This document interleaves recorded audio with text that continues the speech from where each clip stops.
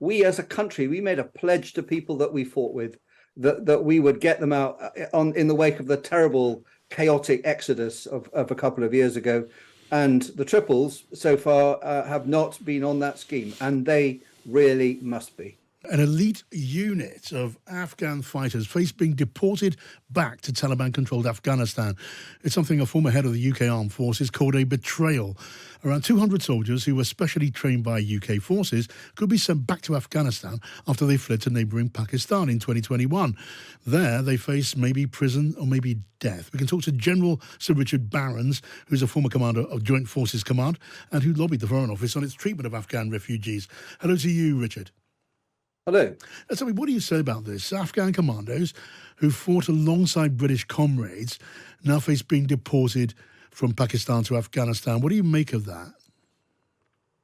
Well, I think it's extraordinary. And I very much want to believe that it's an oversight because we committed as a country to bring out of Afghanistan those people who fought and worked alongside British forces over the 20 years that we were present there.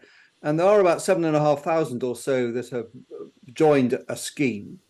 And surely an Afghan Special Forces unit inextricably identified with the British forces who created it, mentored it and accompanied it in some very, very tough missions falls under that scheme. But it appears not at the minute that they perhaps are a very low priority, which I think is extraordinary.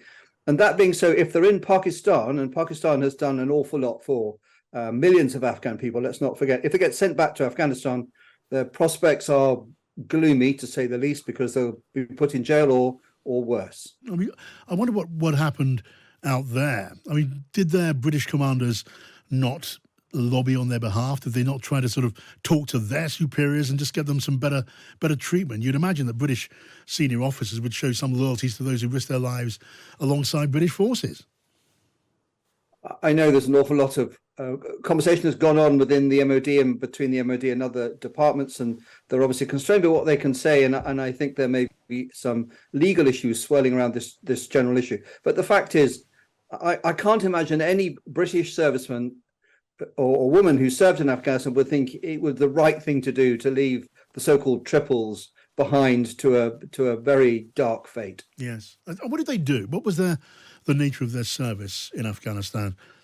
So they were very carefully selected as an elite unit, and they were able to go and conduct missions against narcotics and therefore the Taliban anywhere in Afghanistan. So they would go to places, frankly, most British soldiers would not go, and they were able to conduct really high-end, difficult, very dangerous missions accompanied by UK forces where that was appropriate, which was pretty much most of the time. Yeah.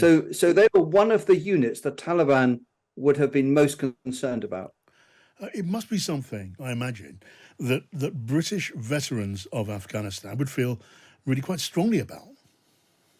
Yes, it is. I mean, and there are tens of thousands of British veterans of Afghanistan, of which I am but one, and I don't claim to speak for everybody else. But we as a country, we made a pledge to people that we fought with that we would get them out in the wake of the terrible, chaotic exodus of a couple of years ago.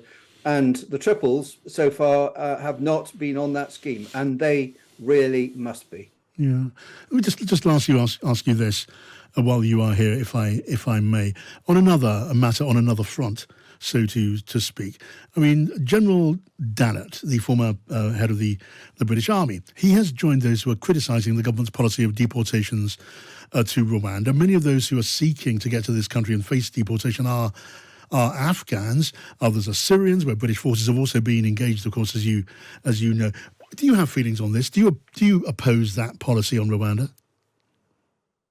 So I would have to say this isn't my core area of expertise. I would be absolutely aghast if there was any suggestion that the veterans in Afghanistan we were talking about were going to Rwanda. But and I do know that we have a problem with migration.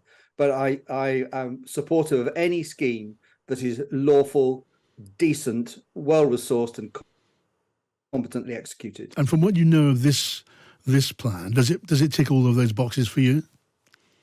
I don't know enough about it to be sure, yeah.